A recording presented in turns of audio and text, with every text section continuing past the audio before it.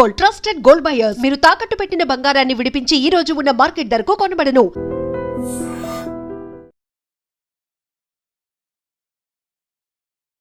Welcome to iDream Media. So జనరల్గా ఈ మధ్య కాలంలో ఎక్కువగా హార్ట్ అటాక్ చూస్తూ ఉన్నాము. యంగేజ్లోనే హార్ట్ అటాక్ అనేది వస్తూ ఉంది. అంటే హార్ట్ అటాక్ వచ్చే ముందు ఏమైనా లక్షణాలు కనిపిస్తాయా? మనం దాన్ని బట్టి ముందుగానే జాగ్రత్తలు తీసుకోవచ్చా? ఇక హార్ట్ అటాక్ వచ్చినప్పుడు ఏదైనా హార్ట్ అటాక్ కానీ ఏదైనా హార్ట్లో ఇబ్బంది వచ్చినప్పుడు స్టెంట్ వేస్తారని చెప్తారు కదా. సో దీని గురించి మనకు తెలియని విషయాలు ఏంటి పూర్తి వివరాలు తెలుసుకుందాం. మనతో పాటు ఉన్నారు ప్రముఖ కార్డియాలజిస్ట్ డాక్టర్ నవీన్ కుమార్ గారు. డాక్టర్ గారు నమస్తే అండి. నేను కరెక్ట్గా చెప్పానా? అంటే హార్ట్ అటాక్ వస్తే స్టెంట్ వేస్తారా? అంటే హార్ట్ అటాక్ వచ్చిన వాళ్ళందరికీ స్టెంట్ వేయరు. అంటే ఇన్ ద సెన్స్ ఆ హార్ట్ అటాక్ వచ్చినప్పుడు మన కొరనరీ అనాటమీ అని చూస్తాం. అంటే మన అయితే యాంజియోగ్రామ్ అని చేస్తాం. ఎప్పుడైతే హార్ట్ అటాక్తో పేషెంట్ వచ్చినప్పుడు మనం యాంజియోగ్రామ్ అని చేస్తాం. యాంజియోగ్రామ్లో ఆ వెజల్స్ అనే సూటబిలిటీ అనేది ఉండాలి. కొంతమందికి ఏంటంటే డిఫ్యూజ్ డిసీజ్ ఉంటుంది, వాళ్ళకి స్టెంట్ అనేది సూటబుల్ కాదు కొన్ని సిచ్యువేషన్స్లో. But majority of the times 90% of the times ఎవరికైతే హార్ట్ అటాక్ ఉంటుందో వాళ్ళకి స్టెంట్ వేయడం ద్వారా ఇమీడియట్ రిలీఫ్ అనేది వస్తుంది. సో దట్ ఆ మయోకార్డియం అనేది సేవ్ అవుతుంది. సో వాళ్ళు హార్ట్ ఫెయిల్యూర్లోకి పోకుండా మనం ప్రివెంట్ చేయగలుగుతాం. సో మోర్టాలిటీ అనేది కూడా అంటే డెత్ నుంచి కూడా మనం ప్రివెంట్ చేయగలుగుతాం. బట్ కొన్ని సందర్భాల్లో ఎక్కడైతే కొరనరీ అనాటమీ మనకి సూటబుల్గా ఉండదో ఆ సిచ్యువేషన్లో మాత్రం స్టెంట్ అనేది సూటబుల్ కాదు. ఇప్పుడు హార్ట్ అటాక్ హార్ట్ ఫెయిల్యూర్ అంటే ఎట్లా చెప్తారు? హార్ట్ అటాక్ అంటే ఏంటంటే గుండెకి సంబంధించి 3 బ్లడ్ వెజల్స్ ఉంటాయి. గుండెకి మనం పంప్ చేయాలి అంటే దానికి 3 బ్లడ్ వెజల్స్ ఉంటాయి. కొరనరీ వెజల్స్ అంటాం. Left coronary artery, right coronary artery, left circumflex artery అనేది ఉంటాయి మనకి. ఆ బ్లడ్ వెజల్స్లో బ్లాక్ వచ్చినప్పుడు సడన్గా గుండెకి ఎనర్జీ అంటే గుండెకి కావాల్సిన ఎనర్జీ తగ్గిపోయినప్పుడు మనం దాన్ని హార్ట్ అటాక్ అంటాం. హార్ట్ ఫెయిల్యూర్ అనేది ఏంటంటే ఆ హార్ట్కు ఉండే కండరం ఏదైతే ఉంటుందో మజిల్, హార్ట్ మనకు మజిల్ పంప్ అవుతున్న మజిల్ ఉంటుంది కదా, ఆ మజిల్ ఏదైతే వీక్ అవుతుందో ఆ వీక్ అవడానికి కారణాలు చాలా. అందులో ఒకటి హార్ట్ అటాక్. హార్ట్ అటాక్ మనం సరిగ్గా ట్రీట్ చేయనప్పుడు అది ప్రొలాంగ్ అయ్యి హార్ట్ ఫెయిల్యూర్ అవుతుంది. అలా కాకుండా కొన్ని కార్డియోమయోపతీస్ అని ఉంటాయి. లైక్ హార్ట్ అనేది అక్కడ మజిల్ వీక్గా ఉంటుంది. కొన్ని హైపర్ట్రోఫిక్ కార్డియోమయోపతి ఉంటుంది, దాంట్లో కూడా హార్ట్ వీక్ అయ్యి కూడా మనకు పంపింగ్ తగ్గుతుంది. కొన్ని పెరిపాటైన్ కార్డియోమయోపతి, ప్రెగ్నెన్సీలో కొంతమందికి హార్ట్ వీక్ అవుతుంది. సో అలాంటి సందర్భాలు కూడా మనం హార్ట్ ఫెయిల్యూర్లోకి వెళ్తాం. అనీమియా, ఎవరికైతే హీమోగ్లోబిన్ తక్కువగా ఉంటుందో వాళ్ళకి మన హార్ట్ అనేది ఎక్కువ హైపర్ ఫంక్షనింగ్ అనేది చేయాల్సి వస్తుంది. ఫర్ ఎగ్జాంపుల్ ఒక 12 గ్రామ్స్ హీమోగ్లోబిన్ చేయాల్సిన పనిని ఫర్ ఎగ్జాంపుల్ ఒక 5 గ్రామ్స్ హీమోగ్లోబిన్ చేయాలన్నప్పుడు డిమాండ్ సప్లై మిస్ మ్యాచ్ వల్ల మనకి హార్ట్ ఫెయిల్యూర్ అనేది వస్తుంది. సో హార్ట్ ఫెయిల్యూర్ అనేది పంపింగ్ అంటే హార్ట్ మజిల్ వీక్ అవడం వల్ల వచ్చే కండిషన్. హార్ట్ అటాక్ అనేది గుండెకి బ్లడ్ సప్లై ఏదైతే ఉంటుందో కొరనరీ ఆర్టరీలో బ్లాక్ రావడం. సో హార్ట్ అటాక్ అనేది ఎక్స్ట్రీమ్లీ ఎమర్జెన్సీ కండిషన్. ఇప్పుడు ఈ బ్లాక్స్ ఉండి స్టెంట్స్ వేస్తే గుండె పదిలమా? సో ఎవరికైతే హార్ట్ బ్లాక్ ఉందో వాళ్ళని మనకు ఆ బ్లడ్ సప్లై ఇంక్రీజ్ చేసినప్పుడు డెఫినెట్గా వాళ్ళకి హార్ట్ అనేది తొందరగా రికవర్ అవుతుంది. హార్ట్ ఫెయిల్యూర్కి వెళ్లకుండా ప్రివెంట్ అవుతారు. ఆ హార్ట్ మజిల్ అనేది రికవర్ అవుతుంది. సో ఎవరికైతే హార్ట్ అటాక్ ఉండి మనం ఇమీడియట్గా స్టెంట్ వేయగలిగి వాళ్ళకి బ్లడ్ సప్లై ఇంప్రూవ్ చేయగలిగితే డెఫినెట్గా వాళ్ళకి మజిల్ అనేది ఇంప్రూవ్ అవుతుంది. సో వాళ్ళు మనం డెత్ నుంచి ప్రివెంట్ చేయగలం. ఇప్పుడు ఒక స్టెంట్ వేశారు, ఒక అంటే ఆర్టరీస్లో బ్లాక్ అంటాము మనం, కొరనరీ ఆర్టరీ బ్లాక్ అంటాం. ఒక దానికి బ్లాక్ వచ్చింది, అక్కడ మనం స్టెంట్ వేశారు అంటే మిగతా వాటికి వచ్చే ఛాన్స్ ఉండదా డాక్టర్ గారు?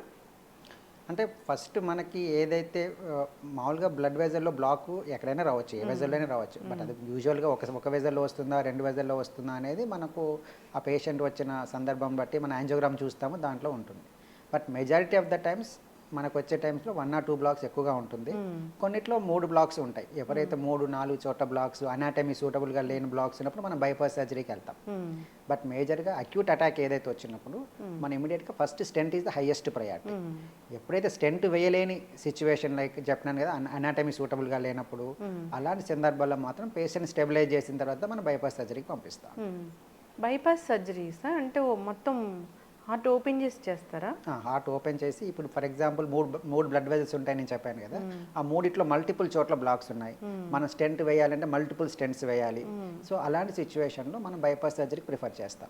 ఎందుకు అంటే మల్టిపుల్ స్టెంట్స్ ఉన్నప్పుడు number of length of the stent పెరిగినా కొద్దీ మళ్ళీ స్టెంట్ బ్లాక్ అయ్యే టెండెన్సీ అనేది పెరుగుతుంది.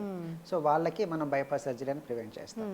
కొన్ని సిచ్యువేషన్స్లో ఆ బైపాస్కి మన టార్గెట్స్ అంటాం. అంటే ఎక్కడైతే బ్లాక్ కింద వెజల్ నార్మల్గా ఉండాలి. సో వాళ్ళ టార్గెట్స్ బాగా ఉంటే బైపాస్ సర్జరీ సక్సెస్ అనేది ఎక్కువగా ఉంటుంది. కొంతమందికి డిఫ్యూజ్ డిసీజ్ ఉంటుంది, అంటే పైనుంచి కింద వరకు మొత్తం డిసీజ్ ఉంటుంది. ఆ చోట్ల మనం బైపాస్ సర్జరీ చేయడం డిఫికల్ట్గా ఉంటుంది. అలాంటి సందర్భాల్లో మనం ప్రిఫరబుల్గా కొన్ని లిబరల్ స్టెంటింగ్ వేసి వీలైనంత వరకు బ్లడ్ సప్లై ఇంక్రీజ్ చేస్తాం. సో కొన్ని సిచ్యువేషన్స్లో బైపాస్ కూడా డిఫికల్ట్ అవుతుంది. బైపాస్ సర్జరీ అంటే ఆ గుండె తీసి బయట పెట్టి దాన్ని మొత్తం ట్రీట్మెంట్ అనేది ఇస్తారు డాక్టర్ గారు. అప్పుడు వాళ్ళు ఎలా వెంటిలేటర్ మీద ఉంటారా ఇట్లాగా? బైపాస్ గుండె తీయడం కాదు, మనం మామూలుగా ఏంటంటే స్టెర్నాటమీ అంటాం. ఈ స్టెర్నం ఏదైతే ఉందో దాన్ని ఓపెన్ చేస్తాము, చేసి మనం పేషెంట్ని బైపాస్ హార్ట్ లంగ్ మిషన్ అంటుంది, బైపాస్ మిషన్కు పంపిస్తాము. తర్వాత హార్ట్ బీటింగ్ సర్జరీ రెండు ఉంటాయి. Heart beating surgery on pump of pump అని రెండు చేస్తారు. సో బీటింగ్ సర్జరీలో ఎక్కడి నుంచి అయితే మన బ్లాక్ ఉందో బ్లాక్ని బైపాస్ చేస్తాం. నార్మల్గా బ్లాక్ ఉండే రూట్ కాకుండా మీరు give alternative route, so that మనం హార్ట్ మజిల్కి బ్లడ్ సప్లై వస్తాం. ప్రాణం పోస్తున్నట్లే, ఇంకా వెళ్ళిపోతున్న ప్రాణాన్ని మీరు నిలిపి మళ్ళీ తిరిగి వాళ్ళకి ప్రాణం పోస్తున్నట్లేగా డాక్టర్ గారు? అంతే అండి. హార్ట్ ఆ టైంలో ఆర్టిఫిషియల్గా కొట్టుకుంటుంది అంతేనా? అవును, అంటే రెండు ఉంటాయి. బీటింగ్ హార్ట్ అని నార్మల్ పేషెంట్ బీట్ చేస్తున్నప్పుడు సర్జరీస్ చేస్తాము.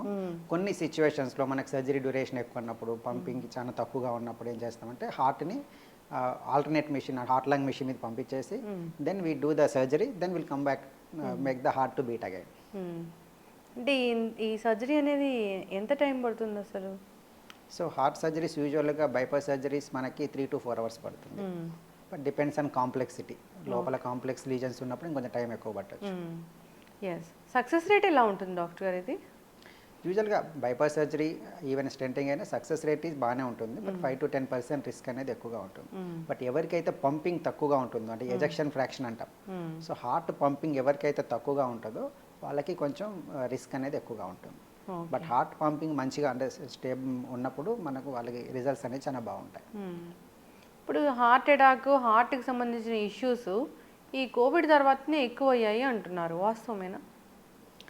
కోవిడ్ తర్వాత హార్ట్ అటాక్స్ అనేది పెరిగాయి. కాకపోతే రీజన్ అనేది ఏంటంటే బేసిక్గా పోస్ట్ కోవిడ్లో మనకు సెడెంటరీ స్టైల్ అనేది ఎక్కువగా అలవాటు పడ్డాము. వర్క్ ఫ్రమ్ హోమ్ కల్చర్లో మనకి ఇన్యాక్టివ్ అంటే ఇంట్లోనే వర్క్ చేయడం మూలంగా ఎక్సర్సైజ్ కెపాసిటీస్ తగ్గడం, ఒబేసిటీ అనే రిస్క్ ఫ్యాక్టర్స్ పెరగడం, సో ఇలాంటివి మనకి ఎక్కువ ఉన్న మూలంగా అదొక మేజర్ రిస్క్ ఫ్యాక్టర్స్తో మనకు అవుతున్నాయి. బట్ కొన్ని ఈ మధ్యన ఏంటంటే మనకు వ్యాక్సినేషన్ కూడా కంట్రిబ్యూషన్ చేస్తుందో అన్నారు. But initial studies they show that కొంచెం బ్లడ్ క్లాటింగ్ టెండెన్సీ వ్యాక్సినేషన్ వల్ల ఉంటుంది అని చెప్పారు. బట్ రీసెంట్ స్టడీస్ అన్ని మల్టీ అనాలిసిస్ అంటే డిఫరెంట్ కంట్రీస్లో చేసిన స్టడీస్ అన్ని పూల్ చేసి మన అనాలిసిస్ చేసిన తర్వాత వ్యాక్సిన్ కంట్రిబ్యూషన్ అనేది నెగ్లిజిబుల్ అని నిర్ధారణ అయింది. సో వ్యాక్సిన్ వల్ల మనకి హార్ట్ అటాక్స్ పెరుగుతుంది అనేది ఒక అపోహ మాత్రమే. వ్యాక్సిన్ వల్ల కాదు, రక్తం గడ్డకట్టడం వ్యాక్సిన్ వల్ల, ఒక టైప్ ఆఫ్ వ్యాక్సిన్ వేసుకుంటే రక్తం గడ్డకడుతుంది అట్లాంటివి ఏం లేవు అయితే? అలానే ఇనిషియల్ స్టడీస్లో మనకు కొన్ని స్టడీస్ వల్ల తెలిసింది. బట్ వెన్ వీ పూల్ అంటే డిఫరెంట్ కంట్రీస్ డేటా పూల్ చేసిన తర్వాత మనకు వచ్చిన ఆన్సర్ ఏంటంటే వ్యాక్సిన్ కంట్రిబ్యూషన్ అనేది వెరీ వెరీ నెగ్లిజిబుల్. ఈ రక్తం గడ్డకట్టడం అనేది అంటే గుండెకు వెళ్ళే రక్తనాళాల్లో రక్తం గడ్డకట్టడం అనేది అసలు ఎందుకు జరుగుతుంది? సో ఒకటేంటంటే మనకి బాడీలో ఈ blood vessel, coronary blood vessel ఏమవుతుందంటే కొలెస్ట్రాల్ డిపాజిషన్స్ అనేది స్లోగా జరుగుతుంటాయి. ఇది ఓవర్ నైట్లో క్లాట్ అనేది జరగదు. సో బాడీలో ఆల్రెడీ ఒక ప్లాక్ అనేది డిపాజిట్ అవుతుంది బ్లడ్ వెజల్ లోపల. మనకి ఎప్పుడైతే రిస్క్ ఫ్యాక్టర్స్ ఉంటాయి like hyper tension, BP, obesity, stress, smoking, alcohol, ఇవి ఎవరికైతే ఉంటాయో వాళ్ళకి ఏమవుతుందంటే ఈ బ్లడ్ వెజల్ మీద స్ట్రెస్ ఉండి ఎండోథీలియం లోపల బ్లడ్ వెజల్ ఉండే ఒక లేయర్లో చిన్న ఇంజరీస్, మైక్రో ఇంజరీస్ జరుగుతాయి. ఆ మైక్రో ఇంజరీస్ జరిగి దాంట్లో మనకి అక్కడ కొలెస్ట్రాల్ డిపాజిషన్ ప్రాసెస్ అనేది స్టార్ట్ అవుతుంది. దాన్ని మనం అథెరోస్క్లెరోసిస్ అంటాం. సో అథెరోస్క్లెరోసిస్ వరినప్పుడు ఒక ప్లాక్ అనేది ఫామ్ అవుతుంది. అది ఇనిషియల్ ఏంటంటే మన బ్లడ్ సరిపోతుంది, యూజువల్గా ప్లాక్ ఫామ్ అయినా కానీ అది నేరో స్లోగా అవుతుంది కాబట్టి మనకి దాన్ని అడాప్ట్ చేసుకుంటాం. ఎప్పుడైతే మన క్లాక్ రప్చర్ అవుతుందో అది సడన్గా ఆ ప్లాక్ దాంట్లో టెన్షన్ పెరిగి అది రప్చర్ అయినప్పుడు అది కంప్లీట్ బ్లడ్ వెజల్ మూసేస్తుంది. అది మనం హార్ట్ అటాక్గా ప్రజెంట్ అవుతారు. కొంతమంది ఏమవుతుందంటే హార్ట్ రప్చర్ కాకుండా కూడా ఆ డిసీజ్ అనేది ప్రోగ్రెస్ అయ్యి స్లోగా ప్రోగ్రెస్ అయ్యి నేరో అయిపోతుంది. అలాంటి సందర్భంలో కూడా వాళ్ళు మనకి హార్ట్ అటాక్గా ప్రజెంట్ అవుతారు. ఈ హార్ట్ అటాక్ అనేది ఆల్ ఆఫ్ సడన్గా వస్తుందా? ఒక నెల ముందు, ఒక 10 రోజుల ముందు, 1 వీక్ ముందు, లేదా 1 డే ముందు ఏమైనా లక్షణాలు కనిపిస్తాయి డాక్టర్ గారు? 2 కారణాలు ఉంటాయి. ఒకటేమో సడన్గా రావచ్చు, సడన్గా రావడానికి మేజర్ కారణాలు ఏంటి అంటే స్మోకింగ్. సో ఎవరికైతే క్రానిక్ స్మోకింగ్ హ్యాబిట్ ఉన్న వాళ్ళకి ఏమవుతుందంటే బాడీలో ఆ క్లాట్ ఏదైతే ఉంటుందో నేను చెప్పాను కదా రప్చర్ అవుతుందో సడన్గా రప్చర్ అయ్యి రావచ్చు. బట్ అలా కాకుండా మెజారిటీ ఆఫ్ ద పేషెంట్స్లో మనకి కొంచెం ప్రియంటివ్ సిమ్టమ్స్ తెలుస్తాయి ముందు. మన హార్ట్ అటాక్ రావడానికి కొద్ది రోజుల ముందు కొన్ని నెలల ముందు కూడా మనకు కొన్ని సిమ్టమ్స్ అనేవి తెలుస్తుంది అనమాట. ఎట్లాంటి సిమ్టమ్స్ మేము తెలుసుకోవచ్చా? దాన్ని బట్టి మాకు హార్ట్ అటాక్ వస్తుందో లేదో ముందుగానే తెలుసుకుని డాక్టర్ దగ్గరికి వెళ్ళొచ్చా? వెళ్ళొచ్చు. Majority most of the times మనకు హార్ట్ అటాక్ వచ్చే ముందు ఏంటంటే కొంచెం దూరం నడుస్తున్నప్పుడు మనకు ఆయాసం రావడం కానీ లేదంటే రిట్రోస్టెన్స్ ఛాతిలో బర్నింగ్ ఒక రకమైన బర్నింగ్ పెయిన్ రావడం కానీ ఒక్కొక్కసారి ఏమవుతుందంటే జా పెయిన్ లాగా కూడా ప్రజెంట్ అవుతారు. మనకి జా పెయిన్ రాగానే ఈ థ్రోట్లో చోకింగ్ సెన్సేషన్ లాగా వస్తుంది. ఒక్కొక్కసారి మనం కొంచెం అన్నం తిన్న తర్వాత కానీ చోకింగ్ సెన్సేషన్ లాగా రావడం. ఇంతకుముందు చేస్తున్న పని ఫర్ ఎగ్జాంపుల్ రోజు మనం వాకింగ్ వెళ్ళినప్పుడు ఒక 1 కిలోమీటర్ వెళ్ళామనుకోండి, ఈరోజు ఒక 1/2 కిలోమీటర్కే మనకు ఒక అనీజినెస్ ఫెటిగ్ అనేది రావడం. సో ఇవన్నీ కూడా మనకి ప్రియంటివ్ సిమ్టమ్స్. మన హార్ట్ అటాక్ రావడానికి ఈ సిమ్టమ్స్ ముందుగా మనకు తెలుస్తాయి. But most of the times ఏంటంటే అది మనం దాన్ని రికగ్నైజ్ అంటే మనం ఇగ్నోర్ చేస్తూ ఉంటాం. ఈరోజు నేను ఎక్కువ అన్నం తిన్నానో లేదంటే ఈరోజు నైట్ నాకు స్లీప్ లేదనో వీళ్ళు attribute to some other thing. That's why we miss the most of these symptoms. అవును, ఇట్లా ఏం లేకుండా కూడా హార్ట్ అటాక్ రావచ్చు. ఇది ఏం లేకుండా రావడానికి వచ్చే కారణాలు చాలా తక్కువగా ఉంటాయి. Most of the times 80% of the పీపుల్లో ఏదో ఒక సిమ్టమ్ మనం ముందే తెలుస్తుంది. ఒక 10% వాళ్ళు మాత్రమే మనకి సడన్గా వస్తాయి. లైక్ స్మోకర్స్లో ఇప్పుడు మన యంగ్ స్ట్రోక్స్ చూస్తూ ఉంటాం కదా, వాళ్ళకి మాత్రమే సడన్గా వస్తూ ఉంటాయి. But majority of the times we have the some form of symptom which we ignore most of the times. ఇట్లాంటి ఏదైనా లక్షణం కనిపించినప్పుడు డాక్టర్ దగ్గరికి వెళ్తే అసలు ఏం జరుగుతుంది అనేది వాళ్ళు చెప్పేస్తారు. అంటే వస్తుంది నెక్స్ట్ ఒక 10 డేస్లో వస్తుంది అన్నప్పుడు తెలుసుకోవడానికి ఏమైనా టెస్ట్లు ఉంటాయి డాక్టర్ గారు? ఒకటి మనకి ఎప్పుడైతే నేను చెప్పిన సిమ్టమ్స్ ఏదైనా పెయిన్ యాంగిల్ ఆఫ్ ద జా నుంచి అబోవ్ ద అంబులికస్ వరకు ఏ పెయిన్ వచ్చినా మనకు కొంచెం ఎగ్జర్షన్ అంటే కొంచెం యాక్టివిటీతో కూడా మనలో ఆ సిమ్టమ్స్ చెస్ట్ పెయిన్ కానీ ఆయాసం కానీ ఫెటిక్ కానీ అనీజీనెస్ కానీ అనిపించినప్పుడు మన డాక్టర్ని సంప్రదించి టెస్టులు చేయించుకోవడం వల్ల మనం ఎర్లీగా డిటెక్ట్ చేయగలం. అంటే జనరల్గా టెస్ట్లు అంటే బ్లడ్ టెస్ట్ ఉంటుందా? 2 ఉంటాయి టెస్ట్లు. అందులో ఫస్ట్ చేయగలిగింది ఏంటంటే ఈసీజీ అనేది ఒక టెస్ట్, ఎలక్ట్రోకార్డియోగ్రామ్ అంటాం. సో ఈసీజీ అనేది మొదటి test which is to be done. So ఎప్పుడైతే మన ఈసీజీలో నార్మల్ ఉండి మనం ఇంకా సస్పిషన్ ఉన్నప్పుడు మనం వాళ్ళకి ట్రోపోనిన్ ఐ అని ఒక టెస్ట్ చేస్తాం. సో అది బ్లడ్ టెస్ట్. దాంట్లో ఏమవుతుందంటే మనకు ఎప్పుడైతే మనకు ఆ సిమ్టమ్స్ ఉండి మనకు ఈ ఈసీజీ ద్వారా బయటనప్పుడు ట్రోపోనిన్ ఐ ద్వారా కూడా బయటపడుతుంది.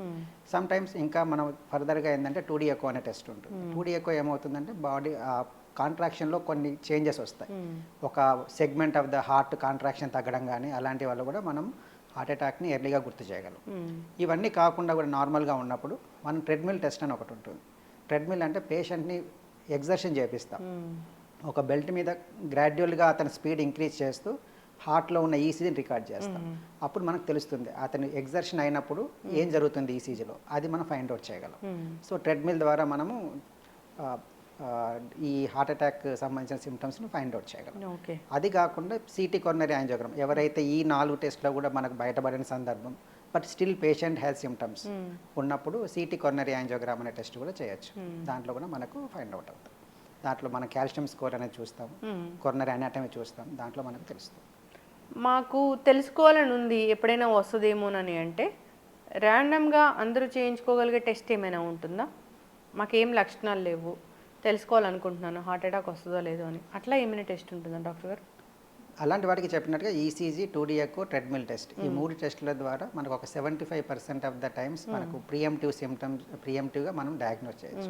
బట్ 100% ఏ టెస్ట్ ద్వారా కూడా తెలుసుకోలేము. ఒక 75% వరకు తెలుసుకోవచ్చు.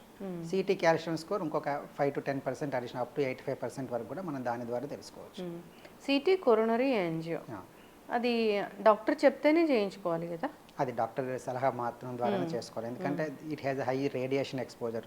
అది ఎవరికైతే రిస్క్ ఫ్యాక్టర్స్ ఉన్నాయో నేను చెప్పిన ఈ 3 టెస్ట్లో మనకు ఎక్కడ బయటపడలేదు, బట్ స్టిల్ పేషెంట్ హై సస్పిషన్స్గా ఉంది అంటే మనకి సిమ్టమ్స్ తగ్గట్లేదు, అప్పుడు మనం ఆ టెస్ట్కి అనేది ప్రిఫర్ చేయాలి. ఓకే. చాలామందికి మెట్లు ఎక్కితే ఆయాసం వస్తుంటుంది. అంటే ఇన్ని స్టెప్స్ ఎక్కితే వీళ్ళకి ఆయాసం వస్తుంది అంటే వీళ్ళని సస్పెక్ట్ చేయొచ్చు హార్ట్ అటాక్ వస్తుందని అని ఏమైనా చెప్తారా డాక్టర్ గారు? అట్లా నార్మల్గా ఏంటంటే ఒక ఫిజికల్గా ఫిట్ ఉండేవాళ్ళు 2 ఫ్లైట్ ఆఫ్ స్టేర్స్ అంటే 2 ఫ్లోర్లు ఈజీగా ఎక్కగలరు వితౌట్ మేజర్గా ఆయాసం లేకుండా. కొంచెం ఆయాసం ఉంటుంది బట్ మేజర్గా ఆయాసం అనేది లేకుండా ఉంటుంది. అలా కాకుండా ఎవరైతే first one flight of stair ఒక ఫ్లోర్కి వెళ్ళగానే ఆయాసం వస్తుంది అంటే we should suspect them, we should evaluate for them. Okay. కొందరిలో ఆయాసం లేకుండా కూడా మనము హార్ట్ అటాక్ వచ్చే ఛాన్స్ అనేది ఉంటుంది. అంటే ఆయాసం లేకుండా వాళ్ళకి చెస్ట్ పెయిన్ రావచ్చు. కొంతమందికి ఆయాసం కంటే ముందు పెయిన్ అనేది కూడా వస్తుంది. సో పెయిన్ వచ్చినప్పుడు కూడా నేను చెప్పినట్టుగా ఈ జా నుంచి అంబలికస్ పైన ఎక్కడైనా మనకు బర్నింగ్ సెన్సేషన్ కానీ అన్ఈజీగా అనిపించినప్పుడు కంపల్సరీగా ఎవాల్యుయేట్ చేయాలి. ఇది హార్ట్ అటాక్ సంబంధించిన పెయినే, ఖచ్చితంగా డాక్టర్ దగ్గర వెళ్ళాల్సిందే అనేది ఏమైనా బండ గుర్తు ఉంటుందా డాక్టర్ గారు ఆ పెయిన్కి? సో ఆ గుండెకి సంబంధించిన చెస్ట్ పెయిన్ ఎలా ఉంటుందంటే అన్బేరబుల్ పెయిన్ ఉంటుంది. అంటే ఇలాంటి పెయిన్ నేను ఇంకా ఈ మధ్య కాలంలో ఎప్పుడూ నాకు అలాంటి పెయిన్ రాలేదు అని నీకు అనిపించినప్పుడు. నెంబర్ 2, నేను కొంచెం దూరం నడవగానే నాకు ఆ పెయిన్ అనేది పెరుగుతుంది, నాకున్న పెయిన్ పెరుగుతుంది అనిపించినప్పుడు. కొంచెం దూరం నడవగానే నా పెయిన్తో పాటు కొంచెం ఆయాసం కూడా వస్తుంది. ఇది నేను ఈ మధ్య కాలంలో ఎప్పుడు ఇలాంటి డిస్కంఫర్ట్ నేను ఫస్ట్ టైం నేను ఫీల్ అవుతున్నాను అనిపించినప్పుడు that is the time we have to reach to the hospital as early as possible. చాలామంది మాకు తెలిసిన డాక్టర్ దగ్గరికి వెళ్ళాలి అని టైం అంతా వేస్ట్ చేస్తూ ఉంటారు. ఏం చెప్తారు డాక్టర్ గారు అలాంటి వాళ్ళకి? ఎప్పుడైనా చెస్ట్ పెయిన్ సివియర్గా ఉన్నప్పుడు మనం వీ షుడ్ నాట్ డిలే. ఎందుకంటే మనం హార్ట్ అటాక్ వచ్చిన తర్వాత మనం ఎంత డిలే చేస్తే మన మజిల్ అనేది అంత డ్యామేజ్ అవుతూ ఉంటుంది. డ్యామేజ్ అయిన మజిల్ని తిరిగి ఏ డాక్టర్ కానీ ప్రపంచంలో ఎవరు తీసుకురాలేరు. అది డ్యామేజ్ కాకముందే మనం కాపాడాలి. అంటే మనం ఎంత ఎర్లీగా డాక్టర్ గారి దగ్గరికి వెళ్ళి ఎంత ఎర్లీగా మనం బ్లడ్ సప్లై మళ్ళీ రీవాస్కులరైజ్ చేయగలిగితే మన మజిల్ అంత నార్మల్కి వస్తుంది. సో మన రికమెండేషన్స్లో ఏంటంటే ఎవ్రీ 30 minutesకి the percentage of damage keep on multiply. So కాబట్టి మనం టైంని వేస్ట్ చేయకుండా నియరెస్ట్ హాస్పిటల్కి వెళ్ళి ముందు we should make our treatment first. Doctor గారు, ఇప్పుడు మెన్ ఉమెన్ వీళ్ళు ఎక్కువగా హార్ట్ అటాక్ ఎవరికి వస్తుంది? యూజువల్గా ఉమెన్స్లో వాళ్ళకి ఎవరికైతే వాళ్ళ మెన్స్ట్రువల్ పీరియడ్లో ఉన్నప్పుడు they have the protection from the heart. So up to 45 years వరకు చూస్తే men has more heart disease prone for the females. After 45 years యూజువల్గా men and women have the similar risk. అంటే జనరల్గా టెస్టులు అంటే ఈసీజీ 2D ఈకో ఇవేనా, ఇంకా జనరల్గా ఖచ్చితంగా 40 తర్వాత ఈ టెస్టులు మీరు ఖచ్చితంగా చేయించుకోవాలి అనేది ఏమైనా ఉంటుందా? సో ఇన్ అడిషన్ ఎవరికైతే రిస్క్ ఫ్యాక్టర్స్ ఎక్కువగా ఉంటాయో నేను చెప్పినట్టు ఫ్యామిలీ హిస్టరీ ఉండొచ్చు, డయాబెటీస్ ఉండొచ్చు, హైపర్ టెన్షన్ ఉండొచ్చు, ఒబేసిటీ, స్మోకింగ్, ఇలాంటి ఎవరికైతే కొలెస్ట్రాల్ నార్మల్గా ఎవాల్యుయేషన్లో కొలెస్ట్రాల్ హై లిపిడ్ లెవెల్స్ ఉన్న వాళ్ళకి ఏంటంటే మన ఎవాల్యుయేషన్లో HSCRP అనే ఒక టెస్ట్ కూడా ఉంటుంది. అది ఏం చెప్తుందంటే మన బాడీలో ఇన్ఫ్లమేటరీ మార్కెట్ ఎంత హైలో ఉన్నాము, మనం ఎంత ప్రోన్గా ఉన్నాము అని తెలుపుతుంది. ఎవరికైతే అది ఎక్కువగా ఉందో వాళ్ళు ఫర్దర్గా నేను చెప్పిన కార్డియాక్ టెస్ట్లకు వెళ్ళాల్సి ఉంది. HSCRP high sensitive CRP. అప్పట్లో కోవిడ్ టైంలో డైమర్ టెస్ట్ అని రాసేవాళ్ళు కదా డాక్టర్ గారు, అది ఏంటి? డైమర్ ఏంటంటే బాడీలో మనకి క్లాటింగ్ టెండెన్సీస్ ఉన్నాయి చెప్తాయి. బట్ అది ఎక్కడ ఉంటుందంటే యూజువల్గా దట్ ఈస్ నాట్ హార్ట్కి కోరిలేట్ చేయడం. లైక్ పెరిఫెరల్గా DVT అంటాం. సో లెగ్లో క్లాట్ వచ్చే టెండెన్సీ కానీ, పల్మనరీ ఆర్టరీ అంటాం, పల్మనరీ థ్రాంబోఎంబాలిజం అంటాం. అలాంటి క్లాటింగ్ టెండెన్సీస్ ఉన్న వాళ్ళలో ఆ డైమర్ అనేది పెరుగుతుంది. బట్ యూజువల్గా కొరనరీ ఆర్టరీ డిసీజ్లో డైమర్కి పెద్ద రిలేషన్ లేదు. హార్ట్ బాగుండాలి, పదిలంగా ఉండాలి, హార్ట్కి సంబంధించిన ఇష్యూస్ రాకూడదు, ఇప్పటివరకైతే రాలేదు అన్నప్పుడు ఖచ్చితంగా ఎలాంటి జాగ్రత్తలు తీసుకోవాలి? ఒకటి ఫస్ట్ ఏంటంటే మనము మన ఎక్సర్సైజ్ మీద ఫస్ట్ లైఫ్ స్టైల్ మోడిఫికేషన్తో స్టార్ట్ చేయాలి. So everybody irrespective of our age we should start minimum 40 minutes of walking every day మనం చేయాలి. నెంబర్ 1. నెంబర్ 2, మన లైఫ్ స్టైల్లో లైక్ బ్యాలెన్స్డ్ డైట్ అనేది తీసుకోవాలి. High cholesterol like junk food కానీ కాకుండా you should have the proper balanced diet చూసుకోవాలి. Number 2. Number 3 ఏంటంటే మనకు హ్యాబిట్స్ లైక్ స్మోకింగ్, ఆల్కహాల్ ఉంటే వాటిని క్విట్ చేయాలి. తర్వాత మనకు ఆల్రెడీ డిసీజ్ ఉన్నాయి లైక్ డయాబెటీస్ కానీ హైపర్ టెన్షన్ ఉన్నాయి, వాటిని కంట్రోల్ చేసి మెడికేషన్ అనేది రెగ్యులర్గా వాడాలి.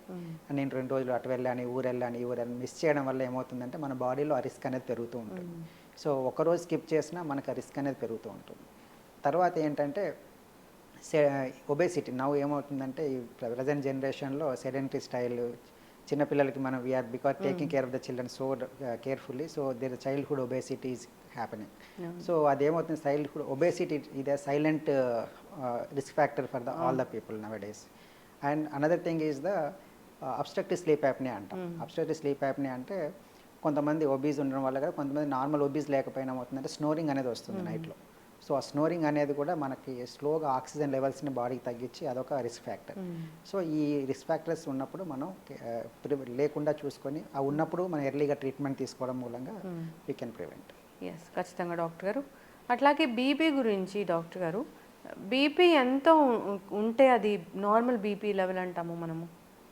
నార్మల్గా బీపీలో 2 కాంపోనెంట్స్ ఉంటాయి. ఒకటి సిస్టాలిక్ అంటే పైన 120/80 అన్నాం అనుకో, ఆ 120 అనేది సిస్టాలిక్ కాంపోనెంట్, 80 అనేది diastolic component. So systolic component 120 కిందకి ఉండాలి, 120 కన్నా తక్కువగా ఉండాలి, అండ్ డయాస్టాలిక్ అనేది అప్ టు 80 వరకు ఉండాలి. బట్ 120 నుంచి 140 వరకు కూడా మనము we can consider as a normal, but they are the pre hypertensive patients కాబట్టి వాళ్ళు మనం కేర్ఫుల్గా ఎవాల్యుయేట్ చేసుకోవాలి.